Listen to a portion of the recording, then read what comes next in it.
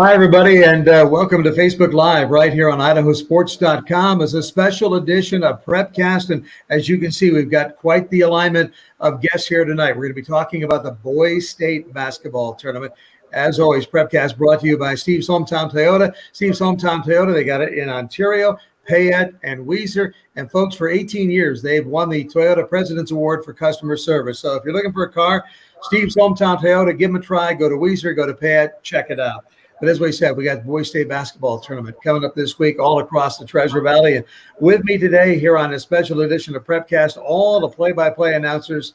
Folks, these are the six guys right now you're going to hear all weekend long. Mr. Brandon Bainey, Scott Burton, Ryan Skaggs, Lance Taylor, and, of course, Paul Kingsbury will all be doing play-by-play. That's right. You got it, Lance Taylor.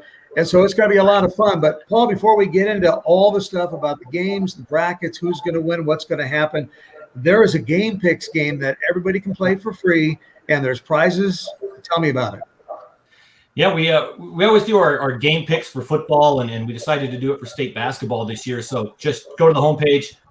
There's a graphic there. You can click on it, and there's a daily game pick. So you pick the games every single day, and there's a daily winner, and then it keeps tabs for the entire tournament.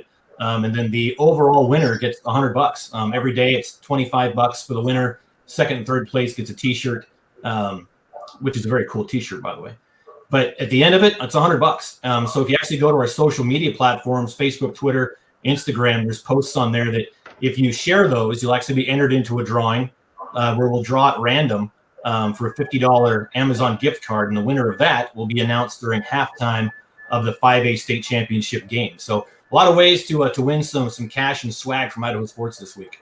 You know, we talked about this last week. So much goes into the preparation, both on IdahoSports.com side, but also, I mean, I was thinking about the officials, you know, getting everything ready to go, who's going to officiate what game, so many different locations, so many different things. And with 1A starting tomorrow, you know, it starts on Wednesday rather than Thursday. The week, you know, I used to remember that Brian Hartson, Boise State football coach, used to say when they had to play early, that whole one-day loss really goofed them up. So it's going to be interesting. Paul, are we ready to go? Are we ready to go with IdahoSports.com and all the games?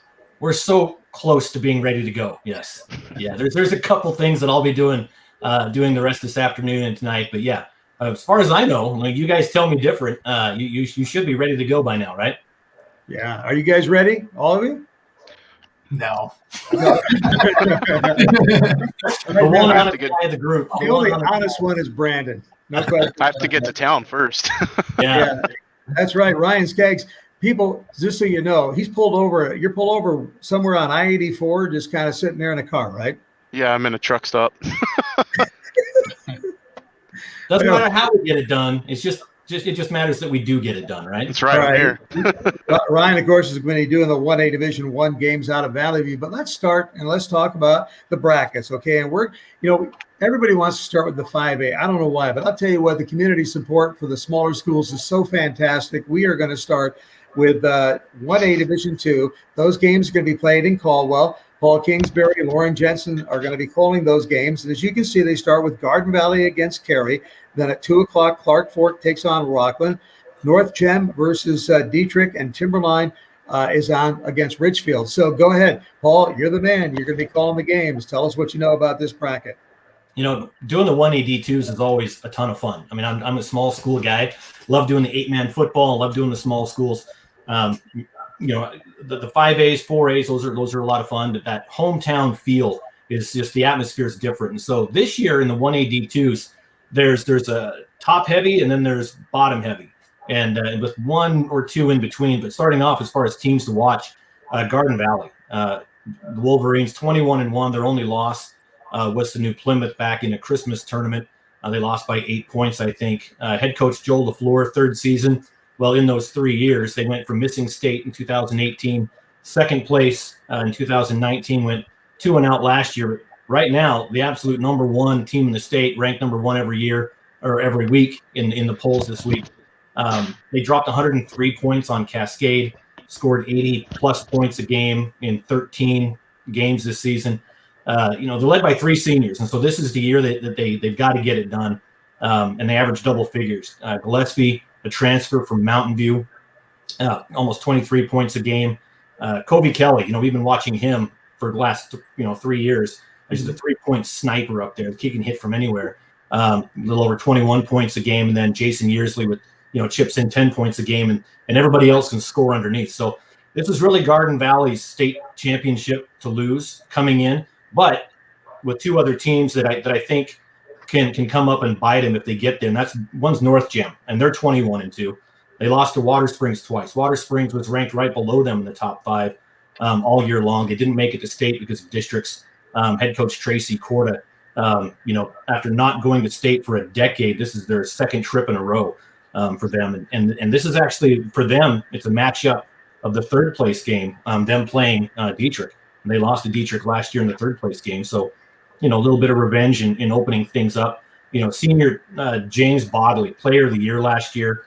He leads the team all 5 statistical categories, 21 points a game, 6 rebounds, 5 assists, 2.5 steals, a block, shoots 43% from 3-point range. The kid is phenomenal. I don't think it matters that he was in 182. I think he'd be an all-star in 5A. He's just that kind of player. And then the Robin to Bodley's Batman is Logan Corda, another senior. He chips in about 13 points a game, 4 boards, a couple of steals. And so there's a good 1-2 punch there for the Cowboys. And then my third team to watch is the Blue Devils. Got third place last year, 18-5. Head coach Wayne Dill, I think he's been there almost 20 years. Great guy. Good friends with him, but he's about 6'7", and I'm not. And so whenever we talk, it's yes, coach. But great guy. 12 of the 14 guys on their team were big players in their football state championship this last fall. First one since the 60s, I think, and they beat Carey. I was on the call for that one. It was a great game. Great game for the town as well. Played one of the toughest schedules, I think, in the 1A ranks. They lost, teams like Oakley, North Gem, Valley. Lost a close one in Garden Valley that I was at, 77-72. So that was a close one that they lost. Led by 2-time All-State senior, Brady Power, 22 points a game, over 1,500 career points. I mean, the guy's just a stud. He was the quarterback, linebacker, player of the year, just one of those all-around great athletes that these small towns tend to have. Reese Dill, Wayne Dill's son, he's 6'6". Second year in a row to average double-double. 11 points a game, 12 rebounds. And then you've got sophomore Cody Power averaging right about 40% from the arc. So those 3 teams are going to make it really interesting. And then heading down, there are other 5 teams in this 1A D2. Rockland, 19-6, but those losses were 3 to North Gem, Water Springs, and Dietrich. Head coach Shane Neal has them coming in playing really well. Unfortunately, it always stinks when your losses are also on the bracket with you. And so you got to be playing your game when you come into the state tournament. They got seniors Braden Perman, 20 points a game, Levi Farr, and a freshman, Teague Matthews, who averages a little over 10 points a game. Carey's always at state. I think this is 16 years in a row that Carey's been to state, so you can never count them out. They're 12-5. Lost the consolation game last year. Head coach Simpson's been there for a couple decades at least. Seniors Hunter Smith, Dallin Park, they lead the way on the football field and the basketball court. Juniors Chase Benyon, Connor Simpson, a sophomore. They kind of round things out for the Panthers. Then Richfield's 13-10. It's been a long time since the boys have been to state. I remember the girls under Steve Kent would always be at state, winning state championships, and they're always a fun team to watch. But the boys, they haven't been to state since 2009. I mean, that's like pre-recession since we've seen the Tigers. Very young team, though, for head coach Chris Tabor. 4 sophomores in the starting lineup. Carson Perks leads the way with about 23 points a game in district. So they're an up-and-coming team. We could be talking about them next year in this exact same show, a little bit different scenario. Then Timberline, of course, the big story last year was Timberline, first time in half a century, 48 years, they'd made state, and now they're back 2 years in a row. And Jason Hunter, their head coach, his second year. Coincidence? Maybe not. But he comes in. They went 2-0 last year. They've got senior Rylan Larson, wanting to do something at state, 15 points a game. They've outscored their opponents by about 2 points a game, though. And so with all these high-scoring teams, they really need to pick up the scoring once they hit the hardwood in Caldwell this weekend. Last, my favorite mascot in the state, Clark Forest Wampus Cats. Love the Wampus Cats. They're 4-12, and the way the seedings work and the brackets work, sometimes you get those teams that are a little off balance. And this year, Clark 4-12. It's a 3-team conference, and Kootenai decided to drop winter sports because of COVID. And so it was basically a one-game matchup between them and the Mullen Tigers, and they won 53-24. They're coming to state. Carmen Garcia is their stud. He was the North League MVP up there. So there's a quick rundown of the 182s. I'm looking at this is really Garden Valley's tournament to lose, but North Gem on the other side of the bracket between them. I think which is it? It's going to be the quarter or the semifinals. It's at night going to be a very good matchup. That's going to be good. I'm looking forward to it. I tell you what, the way you put it, some of the athletes that you just talked about, they're fantastic. They can play at any level. Oh, you're absolutely right. And I think a lot of times you see these 1A kids and they're averaging 20, 25, 30 points a game. And people go, well, let's see him go up against, 4A or 5A. Okay, we'd love to do that. It's hypothetical, but some of these kids are just that talented. I mean, 17, 18-year-old kids are 17, 18-year-old kids. And if you can put the ball in the hoop, you can put the ball in the hoop. And one thing we're going to be able to tell is that, the All-State All-Star game that's on March 20th, a lot of these kids on here that I mentioned, Bodley, Gillespie, Kobe Kelly, they're on this team, and they're going to be playing with 4A, 5A guys on the same team up in Coeur d'Alene on March 20th. Hey, it's what Hoosiers all about. It is. They made a movie about it. That basket's still 10 feet high, right, guys? That's exactly right. That's right. All right, Paul. Thank you. Of course, Paul Kingsbury, Lauren Jensen going to be calling the 1A Division 2, calling the 1A Division 1 out of Valley View High School. Ryan Skaggs and Braden Spalding. And, of course, you can see Ryan sitting in his car on I-84, anxiously waiting. The cops are now starting to get concerned. Why has he been here so long? So let's give him to talk. Let's take a look at that division, though, first, okay? You got Lakeside against Oakley. You got Riverstone against Prairie, Grace Victory Charter, and then you've got Lapway against Liberty Charter. So take it away, Ryan. Yeah, you got some great matchups coming right off that bat. The game number 1, I mean, you could kind of call that for a state championship game, and I don't think anybody would doubt you. 2 really good teams. You got Lakeside out of Plummer, James Tutief's team. They won state last year at 1A D2. They made the jump to 1A D1 this year. A solid team. They lost to St. Mary's this year twice, which is a 2A state team. Also split with Kellogg 1-1, which is another 2A team. And then they lost one of their studs. They lost Day-Day Higgins in the last game of the year against Wallace, a game that they lost by 4 points. So it'll be interesting to see how they replace him. He's 6'8" post player. He's a stud. But they've got some other really good, solid players. Kenyon Spotted Horse on the team. Vander Brown, who's a sophomore guard that can flat shoot it. They're going to be a team to contend with, even without Higgins and that presence inside. They still have some decent size, and they can spread the floor. And actually, Jason Hall, their leading scorer, or one of their leading scorers, he can shoot it from the outside as a forward and a guard. So he's kind of like that two-way wing player. He's going to do a great job. Oakley coming in, not as much size, but, man, they play team ball. I mean, that's what they do. And last year, I believe they ran it through the consolation bracket and, won the consolation championship last year. So they're trying to make noise and actually get to the Idaho Center on a Friday afternoon and really they've had a tough season. I mean, they're 19-3. Their 3 losses, one of them came to Ambrose, who was the defending 1A D2 state or D1 state champ last year, who's probably one of the favorites to win it at 2A this year. They lost to Valley and Lighthouse Christian, so they're battle tested. Kind of running through this, so my overwhelming favorite, there's things in life that are absolutes. It's death, taxes, and Lapway basketball. I'm a North Idaho guy, so I grew up in the actual Lewis Clark Valley, and so it wasn't Lewiston or Clarkson that was the good team in the area. It was Lapway. And they've always been solid, and they're back again. They've got some great players. They've got athleticism, length, size. They can play defense. Offensively, their firepower rivals literally any classification. They got 4 players that go double figures every night. It's going to be – I don't want to say it's their tournament to lose, but it's kind of who's going to rise up and challenge them, because they got a really good draw in the first round. They've got the game with Liberty Charter, which isn't one of the overpowering teams in the in the bracket, but still a decent team. I think that, Dallin Criddle with that team, he's 6'4" inside, could give them a little bit of trouble, but Lapwai, man, they've got length and they can flat shoot the basketball.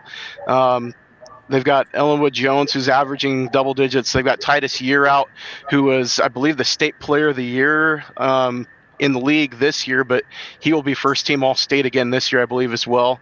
Cross Taylor's averaging 13 a game. He's a 6'3" guard.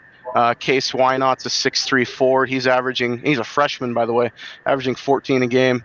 And then they got AJ Ellenwood, who's another 6'4" forward inside. So they got some good size. You go kind of through the bracket and you got like the unsung heroes, what teams are could get sneaky. You look at, I want to take a look at a team that's kind of snuck under the radar because they didn't even play their first game until mid-January, and that's Riverstone. They're coming into the game 13-0. They won their district championship, and they've got a 1-2 punch down low that might be as good as many teams have in the entire tournament. And I don't care what classification you are, between Charlie DeBoer and Nick Liebig, those two averaging double digits. DeBoer, he's going to go on to play at PLU. He's averaging 22 a game, and then Nick Liebig, he could be a double machine throughout this entire tournament. But also, don't be surprised. I mean, he passes the ball pretty well from the inside too. He could get double-digit assists. He might be looking at triple-double. But another team to challenge, I think one of the games to watch in the first round is besides that Oakley Lakeside matchup, but it's going to be Riverstone playing Prairie. That's another team that's been ranked all year until the last week. Prairie finally dropped out of the rankings after a tough loss to Logos. But Prairie, they can shoot the ball too. They got Cole Schlater.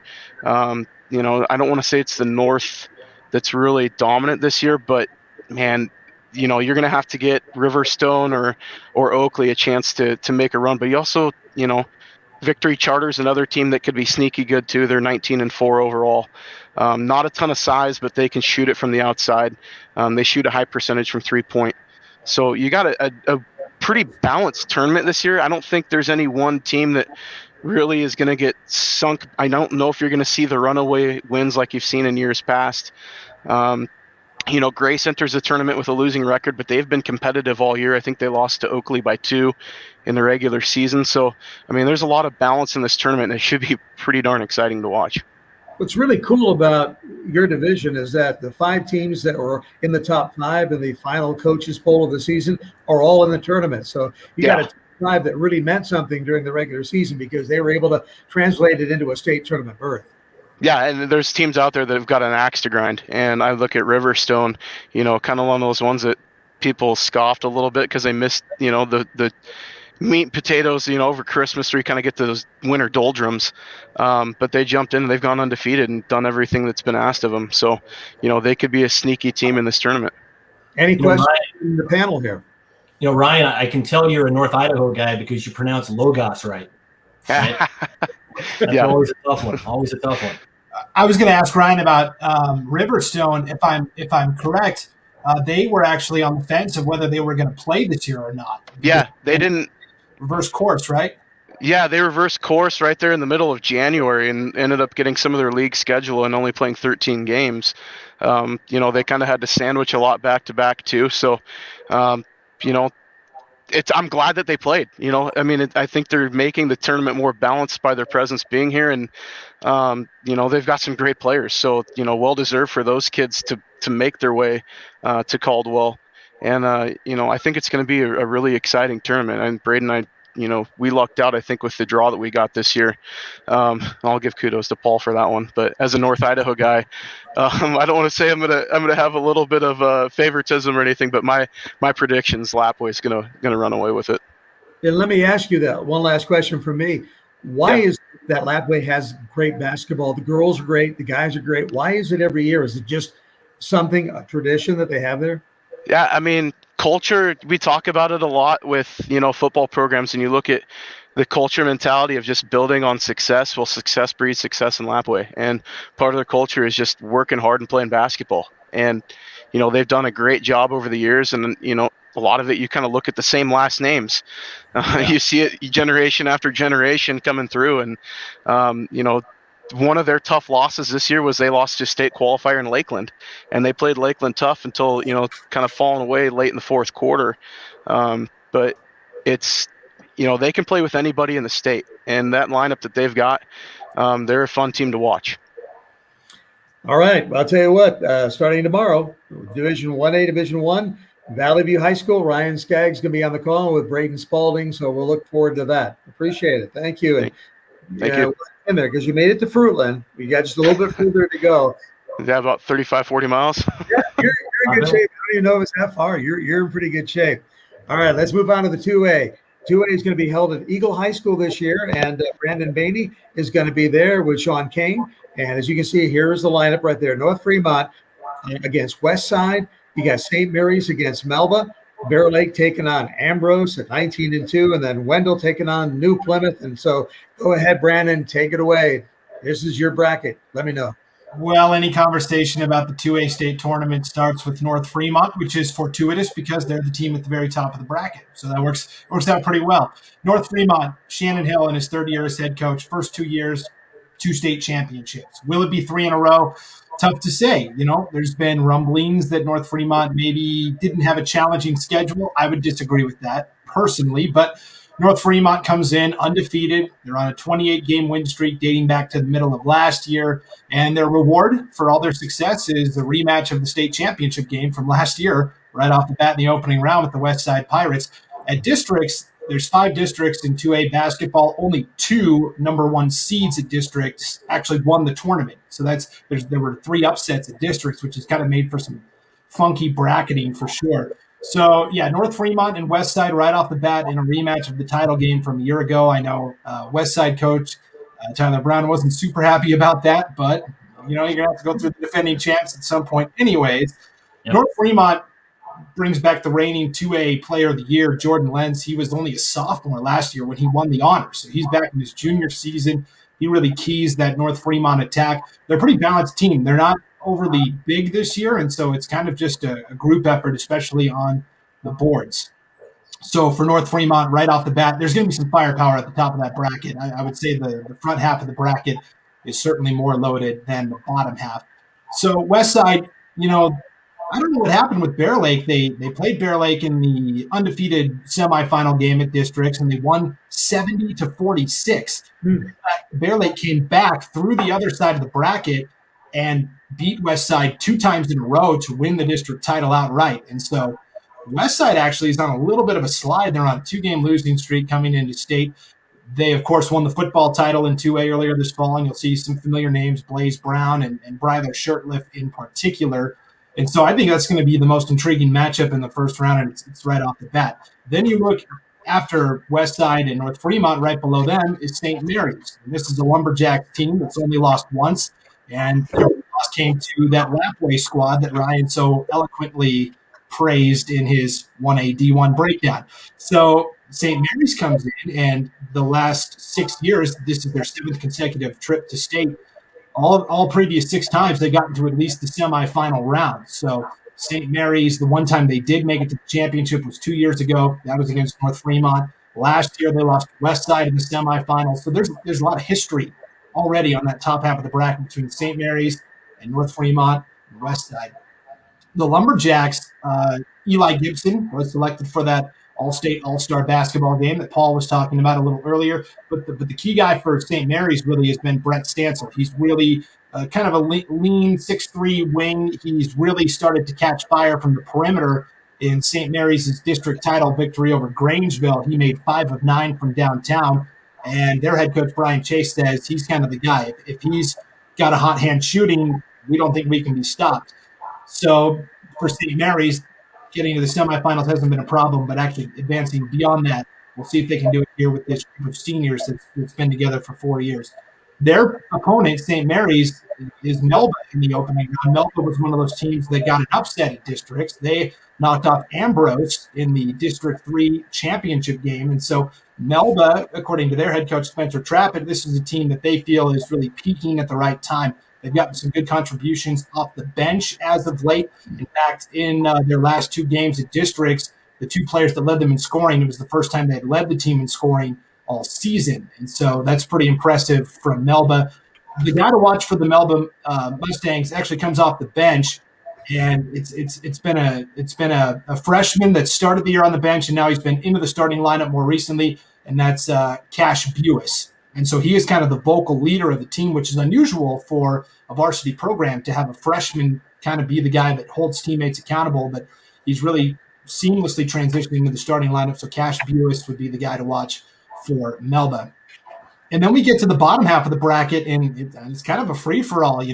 Ambrose won the 1A D1 title last year, and as it happens a lot when you're successful at the lower level, you get kicked up a notch. And so, I don't know if people thought Ambrose was going to get to state right away in their first year in 2A, but they were the best team clearly throughout the regular season. And like we said, we're upset by Melba at districts, but I feel like at the bottom half of the bracket, Ambrose is certainly the favorite. They've got a good coach in Ken Sugarman, and Johnny Sugarman is a junior guard for them that's a good playmaker. And so for Ambrose, I think you'd have to say they're the favorites. The other team that they're playing right off the bat is Bear Lake. And we talked about, Bear Lake is a team that you look at their overall record and it's not overly impressive. They come in at 16-9. That's the most losses of any team in the field.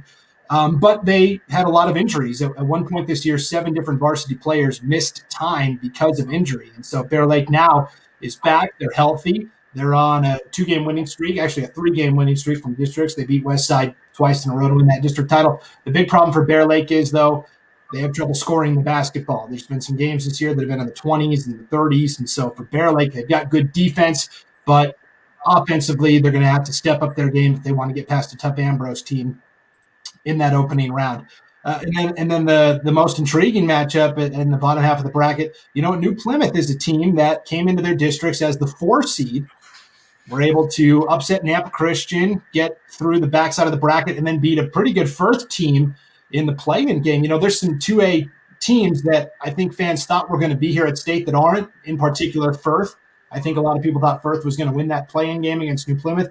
And then also the District 4 champ Valley was a really good team in the regular season, and they got upset by Wendell in their district title game. So they're not even at state. That was a 1-bid league, 1 shot at it, and Valley was out. So Wendell is the other team at the very bottom of that bracket, and that's another team that just seems to be hitting its stride. They're playing really well at the right time of year. They've got a lot of experience in their coaching staff. A.J. Kelsey is the head coach. His father, Alan Kelsey, who led Wendell to a state title earlier this millennium, is on the bench as an assistant coach. There's Ryan Pope, who's been a head coach at South Fremont and coached the Preston girls. He's on the bench as an assistant coach. In terms of coaching staff, I'm not sure there's a better one in terms of the Wendell Trojans. So Wendell is going to be an interesting team as well. And, hey, as long as you're peaking at the right time of year, Wendell gets the upset win at districts. They've got a pretty favorable setup in their bracket, I feel like. Anything could happen. But that top half of the bracket for sure is going to be a dogfight. And between Westside, St. Mary's, and North Fremont, any one of those 3 teams I could see meeting up with an Ambrose, maybe a Wendell. Just depends on how the bracket shakes out. But really, all the good, strong play is up top, and then you've got some of the unknowns or the teams that were more up and down on that bottom half. What I see in that bracket is I see the possibility of a 1-2 showdown, on day 2. Well, and that's the funny thing we were talking about the coaches polls. I was talking to Shannon Hill, head coach at North Fremont, and all of their success has come pretty recently. Up until maybe 2013-14, they were really a non-factor in terms of getting to state. And Coach Hill said, I don't think we'd ever been ranked in the poll in the history of the school, and now we've been the number 1 team for 2 years in a row. So, yeah, they're pretty excited up there and grateful for the opportunity. Well, that coaches poll, just so you know, North Fremont number 1, St. Mary's number 2. And then you got Ambrose and Westside. So you got 4 teams in the state that are in the top 4. Valley was the number 5 team, did not make it. But I tell you what, another competitive, bracket that we've got coming up this week. Yeah, absolutely. All right. Any other questions from you guys? Yeah, just a little side note on that. I've had an opportunity to watch North Fremont on several occasions this year. North Fremont is one of those teams that will fundamental you to death. They are very fundamental. They had a game earlier this year where they knocked off Sugar Salem, who they beat both times this year. Sugar Salem, a 3A school, your 2-time reigning state champions as well. And they did not take 1 3-pointer that game. They're a team that's very disciplined. What was working was the backdoor cut. And because of that, they were able to, pick up victories. They don't have this ego that they got to go out and jack it from 25 feet. All right, again, that 2A tournament going to be held at Eagle. And, of course, Brandon Bainey and Sean Kane will be on the call for that one. So let's move on out of 3A, which is going to be out of Columbia High School. And Lance Taylor and Alec Pope going to be calling those. And here is your lineup for 3A. Kimberly against Marsh Valley. You've got Teton, Bonners, Ferry in the top half of the bracket. Then Fruitland, Snake River, Priest River, and McCall Donnelly going at it. Again, all the action out of Columbia. Lance Taylor will be on the call. And let's go to Lance Taylor to find out what we can expect. Well, you got 3 of your A seeds in the top half of the bracket. I'm going to talk about a couple teams that are really teams worth watching in this tournament. All of them are worth watching, but a couple to really keep an eye on. One is actually Teton. We've got a little bit of an interesting tournament this year in the fact that 4 of our 8 teams are teams that, particularly over the last decade to 2 decades, have not found themselves in the state tournament very often. So we do have a lot of unknowns in this tournament. But you look at Teton. Teton is one of those. Teton is one of those teams that is good enough to step up and win a state championship. A lot of people don't realize, because Sugar Salem has really, been the team that has represented that conference the last number of years, winning 3 championships in 4 years. That people haven't realized how good Teton is because they haven't been up at the tournament. And the last 2 previous years, it was a challenge to get past Teton. So they come in with a senior-laden group, a group that's very tough, a group that is balanced. They can hit you from outside, from inside. They've got players. You look at Jerem Hoosevelt, Xander Vance, Luke Thompson. Luke Thompson is a center that can stretch you. So if you go a man, he can pull your bigs outside of the paint, take you out of the 3-point line. If you go zone, he can find those gaps. So that's a very tough team, Teton is. However, they find themselves in the same side of the bracket as another team that we would like to kind of focus on as well, and that is Marsh Valley. Marsh Valley is that team this year. Of all the teams that I've seen, and I've had a chance to see a lot of these teams in 3A, Marsh Valley is the team that I felt if everybody plays their best, Marsh Valley's best is better than anybody else's best. That's how good they are. They're not a very big team. In fact, if they find themselves off on a shooting night, they can get beat because they're going to have a hard time rebounding against bigger teams. But this is a team that 1 through 12 can shoot the 3-point shot out to about 25 feet. And if they are on, they can absolutely embarrass you and run you out of the gym. They got players like Bracken Howell, Cody Hansen, Carter Howell. These are players that can step out and can stretch your team. I watched them earlier this year down at the Preston tournament against a Sugar Salem team that they ended up winning by about 14 over Sugar Salem. Played Skyview, a big school down in Utah, to a 3-point game, 60-63. When they played Sugar, Sugar was one of those teams that Sugar actually played a pretty good game against them. And Marsh Valley was just that good. They can shoot the ball, and they can do it with hands in their faces. Very, very good team. However, those 2 teams find themselves in the same half of the bracket, Teton and Marsh Valley. I look to see them potentially match up in that second round. They have played each other this year twice, each with 1 victory on that. So it'll be interesting to see what happens there. I'll get back to that half of the bracket in just a minute. Down on the bottom half of the bracket, another team to watch for is Snake River. Snake River found themselves ranked number 1 most of the season. As conference play came around, they've lost 4 times in 4 attempts to Marsh Valley. Marsh Valley beat them both times in the regular season, also beat them both times in the district tournament as well. But Snake River is a very good team, and they're another team that's very well-rounded. They can hurt you inside or outside. You look at the players they have, players like Watts, Lindsay, Coombs, who, by the way, shoots underhanded free throws. We go back to the Rick Berry days, shooting those underhanded free throws. He's Coach Coombs' son down there. But Noah Watt, when he crosses half court, he is in range, and he is not shy to take a shot. He's shot over bigger people his entire career, and he will do it. So he's a guy that once he hits that half court stripe, you better get on him, or he can embarrass you really quick as well. Very, very good player. He's quick. He finds his spots, and he's tough. Let's look at some of these teams that haven't traditionally represented their conferences in the state tournaments over the last while. One of those is Bonners Ferry. Bonners Ferry is just one of those teams that has not been there a lot, but they're a team we're going to see over the next several years. They've got 6 sophomores on this team that are very, very good. So over the next few years, we can see them potentially a number of times. I don't think that this is their year. I don't know if it is, but I don't think it is. However, I'll tell you what, over the next couple of years, this is going to be a team that is very, very good. Another team is Snake River. I'm sorry, not Snake River, Priest River. Priest River has the highest average of these teams coming into the state tournament, a little over 62 points a game. They're very, very tough. However, they don't have a glossy record like all the teams in this division. Nobody has a glossy record coming into this state tournament, but Priest River is definitely one of those teams that can hurt you. They're a team that can shoot really well, and they can put points up on the board. McCall-Donley. McCall's a little bit of an unknown. McCall-Donley coming to the state tournament their last time was 2011, which was only 2 times in the last 33 years that they've been in the state tournament. And as a side note, 33 years ago in 1988, I played on the Malad team that beat them in the consolation championship. The last time they'd been to the state tournament since 2011. Yeah, everybody, yes. And so they jump up to the 3A ranks this year from 2A, and they only played a 9-2 record and schedule. So they've only got 11 games on the season. This was due to the coronavirus restrictions within their district. They come in as the B seed, having lost to both their losses on the season are both to Fruitland.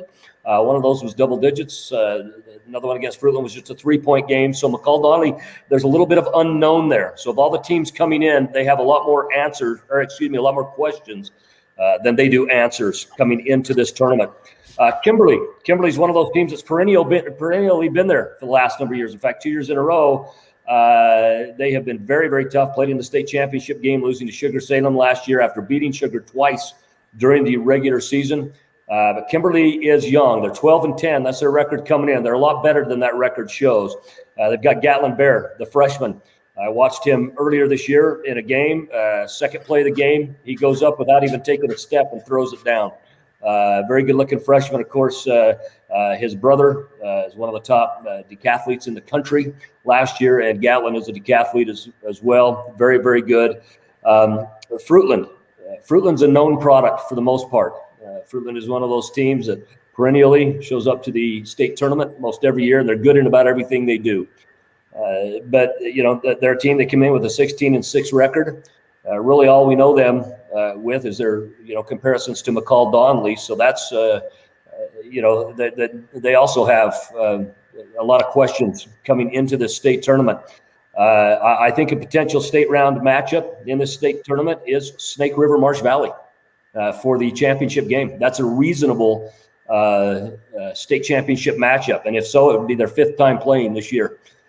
Marsh Valley having all of those victories. Some of those games have been close, but Snake River, I think, as we talk about the 3 teams that we really list to watch, which is Marsh Valley, Teton, and Snake River, that Snake River has the best path to the state championship game of anybody. Certainly, they've got to get past their bracket. However, Marsh Valley's tough, and I'll tell you what: do not count Teton out. Teton is one of those teams that's going to shock a lot of fans this year, because they're going to say, where has this team been over the last several years? Well, where they've been is they happen to be in the same conference as Sugar Salem. And this year they came out on top. Very, very good. Should expect a great 3A state tournament. All 5 of these teams that are in the tournament, all 5 teams that are in the top 5 rankings are in this, 4 of the 5 are in this tournament. But in both the coaches poll and the media poll, none of them are ranked the same in either one of those polls. They're different, every one of those polls. So that just kind of shows you the diversity in this, and we look forward to a good tournament. Your predicted final matchup would be number 1 against number 2, Marsh Valley versus Snake River, if it came to fruition like that. And you said Marsh Valley's won 5 times, or would this be the 5th meeting? If they met up, it would be the 5th time. They won both times in the regular season and both in district tournament. So you got to ask the question, how hard is it to beat somebody 5 times? We usually talk about it on the 3rd time. Exactly. I'm glad you get me. Okay, that's the 3A group. And, of course, that tournament's going to be played at Columbia High School. And, of course, we're going to have Lance Taylor over there with Alec Pope. So that's what's going. So let's move to 4A now, which is going to be played at Rocky Mountain High School. And Scott Burton's going to be on the call along with Clay Hatfield there. Here is your lineup for the 4A at Rocky Mountain. At noon, Preston takes on Twin Falls, followed by Lakeland and Bishop Kelly, Skyline and Hillcrest. And then the final game of opening night, Jerome takes on Middleton. And I got to say right off the get-go, Scott Burton, Jerome 20-2, Middleton 20-4. How does that happen? Do those two meet right off the get-go? I know it's the state great tournament, but my goodness gracious, save some candy for later. It's funny because this particular bracket might be the bracket where records aren't really indicative of how this is going to go. There's been a lot of talk about these records because they have played completely different opponents. And so let's just start at the top of the bracket and kind of work our way down. You've got returning champ Preston, with a pedigree of state champions like none other. Really well coached. They're coming in probably in a really good spot to work their way back to that state championship game. Preston with a record of 17-7. And, those 7 losses, that's not Preston basketball. I mean, there's a lot of teams that are going to be happy with a 17-7 record, not Preston. But they did lose a lot of people, 3 very important people from last year's team. And so Preston, on those 7 losses, 2 of those or 6 of those came in 3-game losing streaks, 2 3-game losing streaks for Preston throughout the middle of the season. And, they lost to Pokey twice, Hillcrest twice, Skyview, Utah, Valley View, Middleton, which we'll talk about a little bit later. But the interesting thing about Preston is they are a hard team to plan for because their scheme is just a lot of zone defense. They run 3/4 court zone. They'll run an extended 1-2-2. Then they'll drop into a 2-3 extended. They'll just mix things up. And, when you think about the amount of time that coaches spend preparing for zone defenses, it's 10% maybe? Everything they do is really against man unless you've got some zone defense teams in your conference.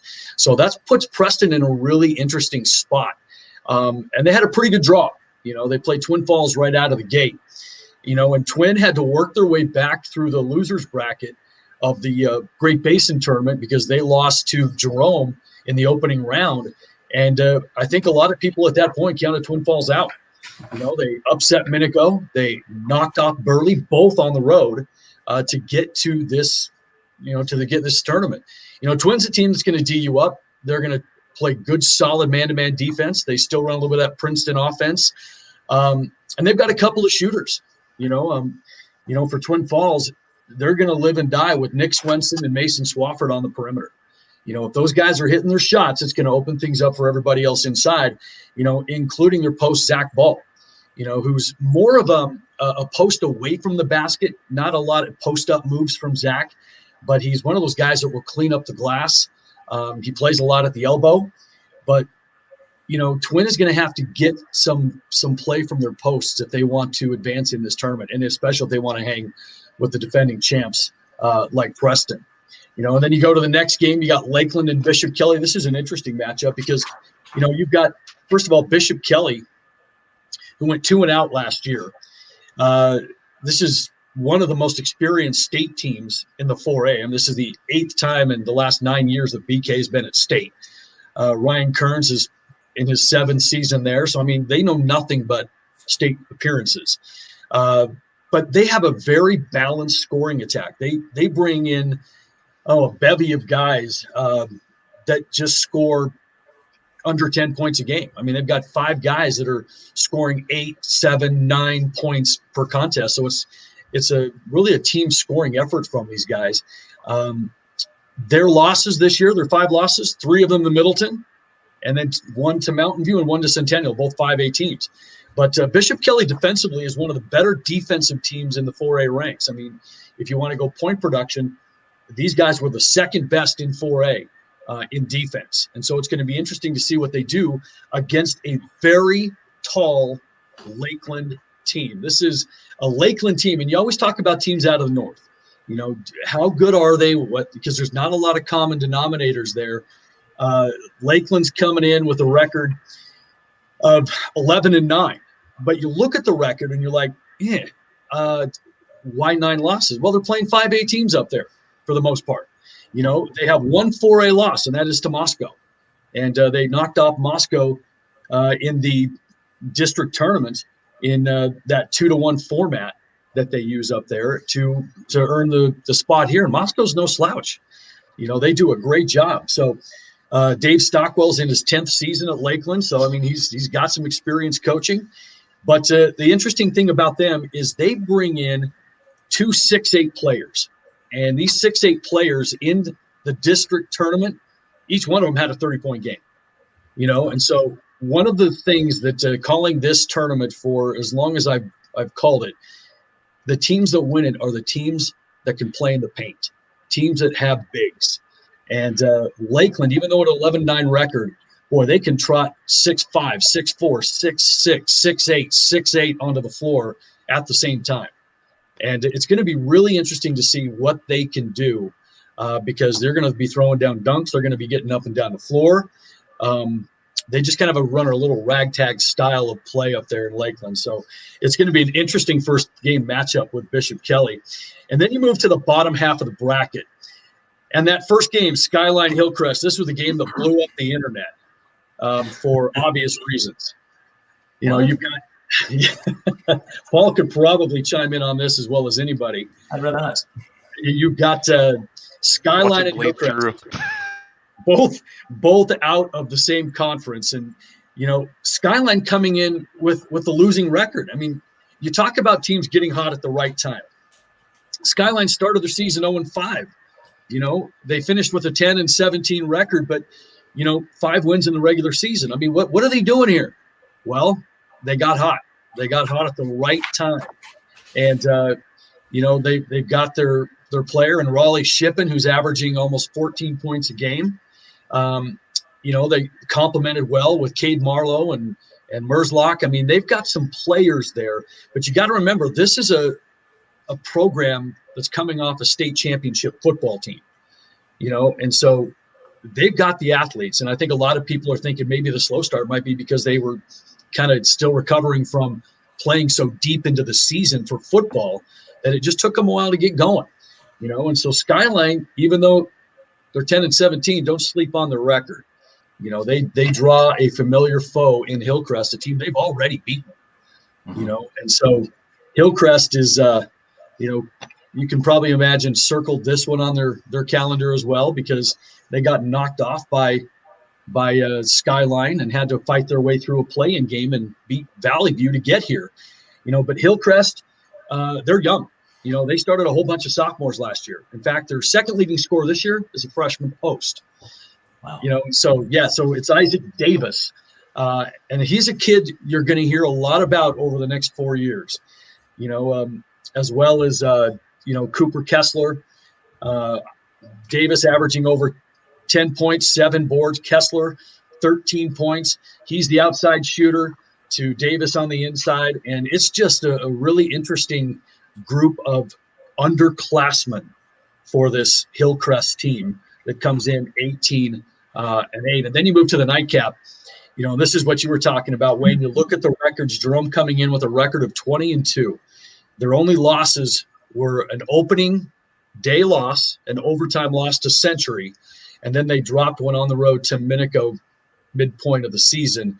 But, Jerome is an interesting team because they have underclassmen. They have one senior that really plays significant minutes. Other than that, their starting point guard is a sophomore. Scotty Cook is a guy that will light it up from anywhere. He'll, like Lance was saying, as soon as you cross half court, you better be guarding him because he'll shoot it. And he has got some range, so he can score. They've got a nice complement on the outside with Michael Lloyd, who's also a great perimeter threat. And on the inside, they have a little bit of presence with a junior named Gavin Capps. But, he's going to have a tournament of a lifetime, especially in that first game, as they draw the number 1 ranked team in 4A, the Middleton Vikings. And I tell you what, this Middleton team may have arguably the best player in the tournament with 6'7" post player that they're bringing in, and that is Tyler Medeiros. And I tell you, this kid is inside out. He can shoot the rock from the outside. He can post you up on the inside. They have 4 losses on the season. 1 to Highland of Pocatello, Post Falls, Columbia, and Valley View, and most of those were really, really close. So when you talk about this tournament, this is Middleton's to lose. And you look at the brackets, anything can happen. But if you were kind of filling out your bracket, it's easy to see that it could easily be a Middleton-Preston final in the 4As. You never know what's going to happen, of course. But this is a really interesting bracket because the records do not indicate how this thing is going to go. I promise you that. Yeah, But earlier in the year, Preston Middleton were ranked 1-2. They were right up there at the beginning of the year. So, it's kind of the end of the year. We're coming back. Maybe we're going to be, like you say, right back to a Preston Middleton finish. Paul's going to call me a homer on this one. Not to interrupt, but going back to Lakeland, and that's just because I coach there and I know these kids that are seniors on this team, coaching football. I don't know if Coach Stockwell has had a team this athletic, and not only are they big, but they can run. And you've got a guy in Ammon Munier who's 6'6", and that's being, I think you're sliding him an inch or two. He's a D1 football player. He's a 3-star tight end that's signed with Weber State that's coming off your bench as another big. This team, it's going to be like a slam dunk contest if they get out on the open floor and run. And I'm call me the homer out of the north, but they could be a sneaky good team, especially if they get hot. They can flat out shoot the ball. They put 91 on Lapway, so that tells you a lot. See, I don't call you a homer. That's the insight we need. Yeah. They've got 5 losses to 5A schools in the north by single digits. So, don't sleep on this team. They're a pretty solid team. Mm-hmm. They're an interesting draw and an interesting matchup, and they're a tough matchup because you've got to combat some size, some athleticism, and oftentimes you don't get both of those on the same team. Lakeland definitely does have that. They're going to be probably the different looking team than anybody in the tournament if you line everybody up and you take a peek at them. They are the school bus team. I'll tell you that. They come off the bus. They look legit. All right. There's the 4A. One more thing I wanted to point out was one thing to look at, and that's Middleton's head coach Andy Harrington took a job at Owyhee High School that opens this next fall, and they announced that a couple of weeks ago.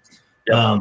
And so it's an interesting storyline. Harrington's done an awesome job there. He's an awesome guy, a great coach, and he got enticed over to Owyhee High School, and and I'm sure his kids want to win it.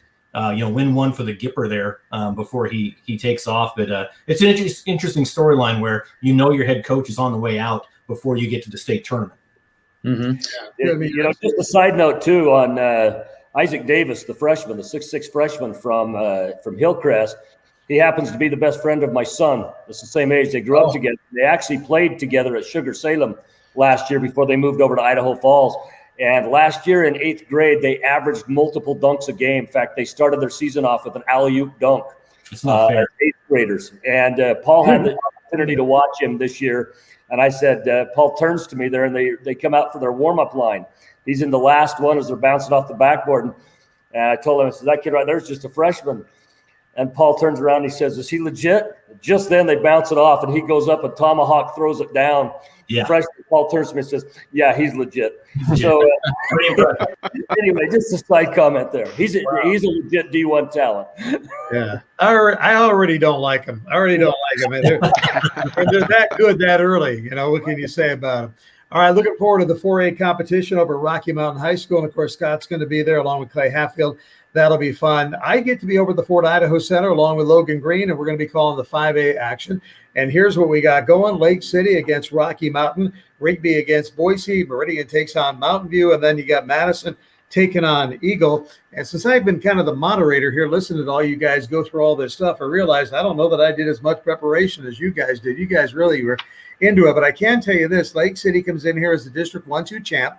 So they're going to come in here, and, I saw them play at the Ridley's tournament, which is over at Middleton earlier in the year, and they looked awfully good. They got Blake Buchanan does a good job. Jack Keesby is a great player. Colton Mitchell. Those 3 guys right there are the nucleus of this team. No state titles for this team, okay? And they did have a 3rd place in 2014, but they did knock off Post Falls' 3-year reign as district champs. So that's got to say something. If you know anything about basketball in Idaho, you know that Post Falls is pretty darn good. And for Lake City to knock them off, that's fantastic. We already talked about Andy Harrington of Middleton leaving for Owyhee. Well, guess what? We got another head coach that's leaving. The Rocky Mountain head coach, Dane Roy, has been there for 10 years, but he's going to become the activities director over at Owyhee. So I don't know what Owyhee did, but they took a lot of talent, Paul. They really did, didn't they? Yes. I think it was show me the money. Show me the money. I think that's what it had to be, okay? For Rocky Mountain, this is their 9th straight year to state. That is a 5A record for going to state in a row. They've got a kid named Drew Felder, who gets 13 points a game. They also got Blake Monk, who's 11 points per game. So Rocky Mountain, Lake City, right off the get-go, could be an interesting game. To me, that's a toss-up, the way things are going here. Then you got Rigby and Boise. Now, Boise, I find them interesting because Boise was the last team to start their season. They started their season later than anybody else. They're only 7-6 on the year, but they were able to get through everything. They're able to get in there. It's actually a school with a lot of tradition. They're coached by Manny Varela, who's been around for a long time, does a great job, knows what it's all about. Very interesting team. They got Whit Miller, who averages 10.5 a game, and then Jack Payne with 13.5 a game, 9 rebounds by Payne. So he can score, he can rebound, he can get it done. But they're taking on a Rigby team that, I tell you what, 10 state titles, that's a lot of history at Rigby. And you probably, Lance, know them better than I do, but they're in here. And as soon as I heard that they were going to be part of this team, I knew Rigby would have a statement in who won the state championship this year, because they're going to be interesting. They're a District 5-6 runner-up. But you know what? They were one of the teams that helped knock Thunder Ridge out. Now, Thunder Ridge was the number 1 team, folks. Number 1 team, didn't make it to state. All year long, all we heard was Thunder Ridge, Thunder Ridge, Thunder Ridge. And Rigby is one of those teams that knocked them out. Now, talk about number 1 teams. Meridian, number 1 in the media poll from wire to wire. In the coaches poll, they went up and down. They're 17-1. Their only loss on the year was to Rocky Mountain. It was a 52-50 ball game, but they came back and beat them at district. And so they are also average 65 points per game. That's number 1, okay, in 5A. They're number 2 in defense, giving up 44 a game. So Meridian's got it on both sides of the District 3 champ. And they've got Joe Mapoyo, who averages 17 points a game, and Brody Roberry, 17 points a game. That's 34 points a game from those 2 guys alone. They're going after it. And they get Mountain View right off the get-go. Mountain View, kind of an enigma. They started off really not well. He started off 4-7. Not good, right? But they ended up 6-1. So all of a sudden, they've got head coach John Nettleton, who's been there for 16 years. So he's been around. He knows how to get them ready. They're like a 50-50 team as far as their record goes. But the bottom line is Mountain View is hot, and we've talked about it when you need to be hot right now. 6 of the last 7 games they've won. Then you've got Eagle. Eagle got in a playing game. So they had to go the whole route. They had to go up to Grangeville. They had to do a playing game. They finally were able to get in there. So we're going to see what they can do. Eagle, coached by Cody Pickett. Cody, of course, was the girls' coach at Eagle, came over to the boys' side. Best known probably for being a quarterback at the University of Washington, played for a couple of years in the NFL with the 49ers. But I don't know what that has to do with his coaching, but, I thought it was kind of interesting. So Cody Pickett knows what he's doing. He can get the job done, and we'll see what he can do and go from there. And then Madison, here's a team that when I did the Ridley's tournament over in Middleton at Christmas time, there were 5 of the 8 teams that were there that were ranked in the top 5 of their respective divisions because it was a 5A, 4A tournament. One of the teams that wasn't was Madison. I saw them play, and my first comment to Logan Green, who was doing the color with me then and will this week for the 5A, I said, why is Madison not ranked? Well, that question has been answered since. So as Madison won the 5A, 6A district champion, they are ranked. They've got 8 state crowns to their name. I tell you what, and they're a pretty good defensive team. They only allow 46 points per game. So Madison, I like them. I really, when I take a look at the way it's going, I like Rocky Mountain and Rigby in the semifinals. I like Meridian and Madison in the semifinals. And I think those would be 2 great semifinal games to have in 5A. To pick a winner, not going to do it because I really think at that point, I've gone to the semifinals. I think it's a toss-up. I think everything is that even, Steven, and I'm looking forward to that 5A action. And, of course, I'll be there at the Fort Idaho Center. Logan Green will be my sidekick with me. Should be a lot of fun, and we'll go for it. Any of you guys have any thoughts on the 5A that I may have missed? Don't sleep on Lake City, Wayne. They're good. They got last year with 3 freshmen that played significant minutes. They're all sophomores. Plus, they added Blake Buchanan. He played at Moscow last year. He started as a freshman. So you're talking about 4 sophomores that are in and out of the starting lineup, and they've got size too. Rocky has the one big guy fielder, and then it's Yeah. kind of some guards. And so I think with Lake City's size, that could be a big matchup in their favor. Yeah, I agree. Absolutely. I saw Lake City play a couple times in that Middleton tournament again. Very impressed with them, and really impressed. Believe it or not, I was really impressed with the support. It's kind of nice thing about doing games on IdahoSports.com. You know how many people are watching, and Lake City had people sitting up there. Remember, you got COVID going on. You got all this stuff. This is back in December, and they were gathered wherever they could gather to watch their Lake City team play. And so I know they're going to have support there this weekend. It's going to be fun, and I'm not sleeping on anybody in this one at all. So That was actually who I waved at, was a Lake City parent that was parked next to me at the truck Oh, did you stop. really? They're already showing up. Yeah. They saw you there, and they said, "Ryan, what are you doing, man? Are you broken down?" Are you... They kind of looked at me awkwardly, like, well, you got a headset on, but yeah, throw them some love. There you go. There you go. I love it. Well, any final comments before we wrap this thing up? This has been a fun prep cast talking about this state tournament. Boys State Tournament starts tomorrow with a 1A competition, and it's going to be a lot of fun. Well, I just want to thank all of you guys for all the hard work and prep that you guys put into these games. And, we there's a lot of folks out there that listen in, and we always try to give the best broadcast we can. And I'm looking at this group, and I'm thinking, boy, this is going to be a great tournament of broadcasts. We'll be doing all 66 games. So you can you tune in and listen to any one of them. Don't forget that Brandon Bainey will be putting up recaps every night.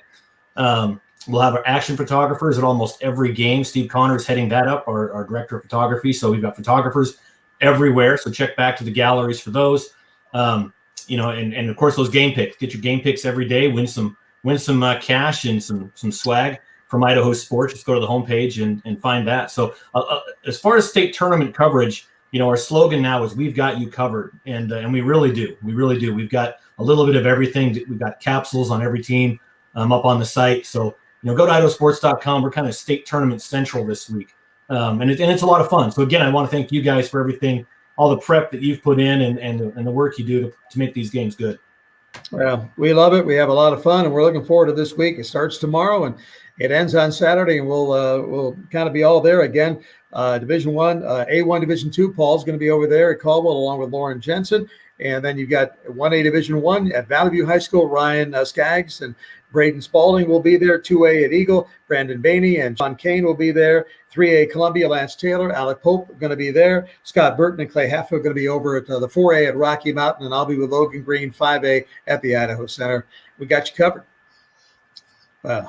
Was that Lauren Jensen saying nice goatee? Was that what I saw there? I don't know. He was my broadcast partner this week. On a related note, job opening at IdahoSports.com.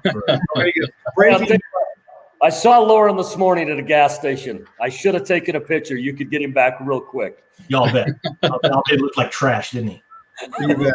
Well, gentlemen, I appreciate it. Brandon Bainey, Scott Burton, Paul Kingsbury, Lance Taylor, and Ryan Skaggs. Thank you so much. I'm Wayne Dzubak. This is going to do it for PrepCast Special Edition. And, again, as I always say, best of luck to your favorite student athletes. Best of luck to your favorite teams. And all of this brought to you by Steve's Hometown Toyota. Any final comments? If not, we are bye-bye. All right. Thank you, everybody. So long.